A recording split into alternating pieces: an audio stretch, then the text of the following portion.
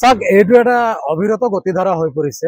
বিগত দিনতো অসমৰ বিভিন্ন প্ৰান্তত প্ৰশ্নকাকত ফাদিল হৈছে, অৰ্থাৎ ছাত্ৰ ছাত্ৰীসকলৰ জীৱনক লৈ হেতালি খেলা পৰিলক্ষিত হৈছে। আৰু এইবেলি হোজাই জিলাৰ এখন ব্যক্তিগত বিদ্যালয়ত এনেধৰণে প্ৰশ্নকাকত ফাদিল হৈছে। এক দুৰ্ভাগ্যজনক বিষয়, শৈক্ষিক পৰিৱেশ বিনষ্ট কৰাৰ এক ষড়যন্ত্ৰ যেন অনুভৱ হৈছে। গতিকে এই ক্ষেত্ৰত বিভাগীয় কৰ্তৃপক্ষক গুৰুত্ব আৰোপ কৰি জিলাখনৰ বিভিন্ন প্ৰান্তৰ শৈক্ষিক পৰিৱেশ বিনষ্ট কৰা যি চক্ৰই নহওক কিয় সেইসকলৰ বিৰুদ্ধে উচিত তদন্ত কৰিব লাগে আৰু কঠোৰৰ পৰা কঠোৰতম শাস্তিৰ ব্যৱস্থা কৰিব লাগে। আৰু বিভাগীয় নিয়মানুযায়ী একাংশ ব্যক্তিগত বিদ্যালয়সমূহ চলি আছে নে নাই সেইসমূহো তদন্ত হ'ব লাগে। আৰু উঠি অহা প্ৰজন্মৰ মাজত যাতে শিক্ষাৰ দিশত যাতে বক্ৰপথেৰে যাতে ছাত্ৰ ছাত্ৰীসকল পৰীক্ষা দি পাছ কৰিবলৈ ইচ্ছা নকৰে বা এনেধৰণৰ পৰিৱেশ যাতে গঢ় লৈ নুঠে তাৰ প্ৰতি লক্ষ্য ৰাখি বিভাগীয় কৰ্তৃপক্ষই কঠোৰ পদক্ষেপ ল'বলৈ আমি আমচুৰ ফালৰ পৰা আহ্বান জনাইছোঁ। গণিত বিষয়ৰ পৰীক্ষাটো এক্সাম আছিল আপোনাৰ 21 মাৰ্চত আৰু 20 তাৰিখ আমাৰ নটিফিকেশ্যন আহিছিল যে 21 মাৰ্চৰ এক্সামটো আপোনাৰ প্ৰস্পন কৰা হৈছে, কুৱেশ্যন পেপাৰখিনি ৰিটাৰ্ণ কৰিব লাগে। আৰু আপোনালোকে জানে যে আমাৰ দুটা কেম্পাছ আছে, চাচ ইণ্টাৰনেশ্যনেল মডেল স্কুল বৰহাউৰ আৰু চাচ মিছন 50 নীলবাগানত। আৰু এইবাৰ ফাৰ্ষ্ট টাইম আমি চেণ্টাৰ পাইছিলোঁ ফাৰ্ষ্ট ইয়াৰৰ।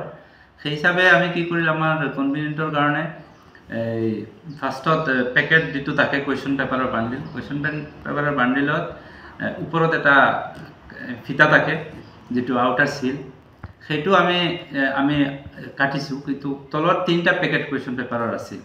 কুৱেশ্যন পেপাৰখিনি 3টা পেকেটত কি কৰিছে, আমাৰ যিহেতু তাতে হয় আমি তাতে শ্বিফ্ট কৰিলোঁ কুৱেশ্যন 2টা বান্ডিল আৰু এটা বান্ডিল ইয়াতে কুৱেশ্যন, বাকী এইখিনি চিল কণ্ডিশ্যনতে আছিল।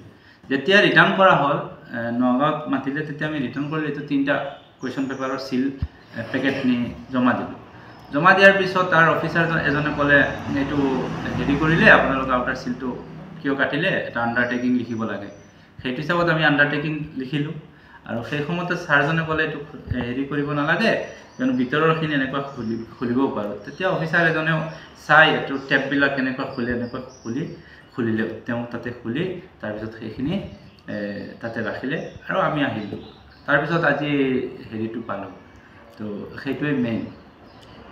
শিক্ষা বিভাগৰ ফালৰ পৰা আপোনালোকৰ বিৰুদ্ধে গোচৰ ৰুজু কৰিবলৈ বা বিভাগীয়ভাৱে ব্যৱস্থা গ্ৰহণ কৰিবৰ কাৰণে ইতিমধ্যে নিৰ্দেশ দিছে, কি ক'ব? মই ৱেলকাম জনাম, কিয়নো যিজনে য'ৰ পৰা লিক হৈছে সেইটো ওলাব লাগে। আৰু আমাৰ 2টা য'ত কুৱেশ্যন পেপাৰ ৰখা থাকে 2টাতে CC কেমেৰাও আছে। মই বিচাৰিম তেওঁলোক আহক, আমাৰ ইয়াতে ইনভেষ্টিগেশ্যন হওক। আৰু কিয়নো আমি নিৰ্দোষী আৰু এটা মিষ্টেক হৈছে SOP যিটো ষ্টেণ্ডাৰ্ড সেইটো নিশ্চয় আমি ভায়োলেট কৰিছোঁ, কিয়নো আউটাৰটো আমাৰ কনভিনিয়েণ্টৰ কাৰণে কাটিছিলোঁ, আমি ভবা নাই যে এনেকুৱা হ'ব।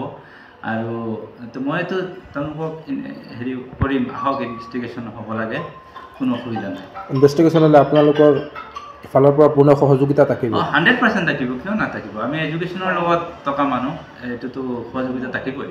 আপোনালোকৰ মানে 2টা কেম্পাছৰ কুৱেশ্যন পেপাৰ একেলগে আহে, বেলেগকৈ নানাম।